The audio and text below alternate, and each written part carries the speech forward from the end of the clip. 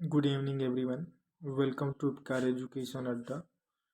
Today we will discuss about pronoun part 4, reflexive pronoun. साथियों, आज हम रिफ्लेक्सिव प्रोनाउन पढ़ेंगे। रिफ्लेक्सिव प्रोनाउन निजवाचक सर्वनाम। रिफ्लेक्सिव प्रोनाउन निजवाचक सर्वनाम। ये वे प्रोनाउन होते हैं जिनके अंत में सेल्फ जुड़ा होता है। ये वे प्रोनाउन होते हैं जिनके अंत में सेल्फ जुड़ा होता है, जैसे myself, yourself, ourselves, themselves, himself, herself, itself. उपरोक्त सभी का प्रयोग अपने आप, स्वयं या खुद के अर्थ में प्रयुक्त होता है। उपरोक्त सभी का प्रयोग अपने आप, स्वयं, खुद के अर्थ में प्रयुक्त होता है। आइए उदाहरण के माध्यम से समझने का प्रयास करते हैं। First example, I can do this work my self. मैं इस कार्य को स्वयं कर सकता हूँ। मैं इस कार्य को अपने आप कर सकता हूँ। I can do this work my self. मैं इस कार्य को स्वयं या अपने आप कर सकता हूँ।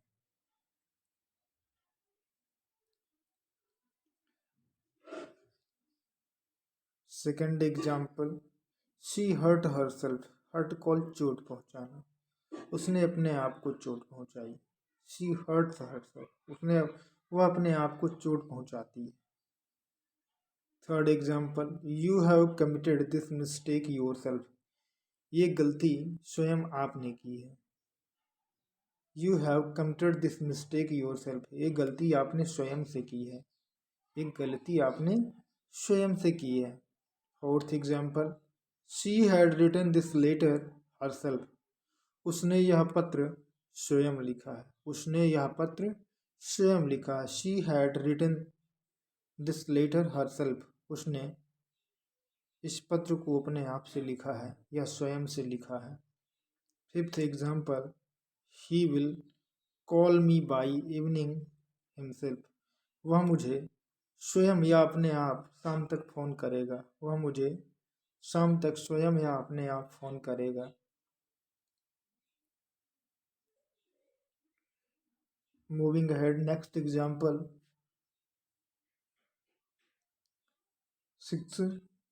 छठवां उदाहरण है, you will have to face the situation yourself. You will have to face, compulsion के केस में हैव टू का यूज होता है। This situation yourself. तुम्हें इन परिस्थितियों का सामना स्वयं करना होगा। तुम्हें इन परिस्थितियों का सामना या फिर इस परिस्थिति का सामना स्वयं या अपने आप से करना होगा या करना पड़ेगा। करना पड़ेगा या करना होगा। Seventh and last one example, you will have to prove. You will have to prove, prove को साबित करना। Innocence yourself before the जजेस। तुम्हें स्वयं को या अपने आप को जज के सामने निर्दोष साबित करना पड़ेगा। तुम्हें अपने आप को, तुम्हें जज के सामने अपने आप को निर्दोष साबित करना पड़ेगा या करना होगा। आइए एक नोट देख लेते हैं। सब्जेक्ट पर जोर या दबाव डालने के लिए ओन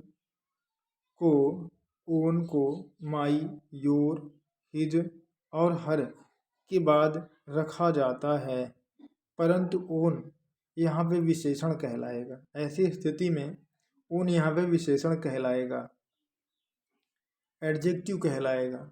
सब्जेक्ट पर जोर या दबाव डालने के लिए ओन का प्रयोग करते हैं। आइए उदाहरण देख लेते हैं।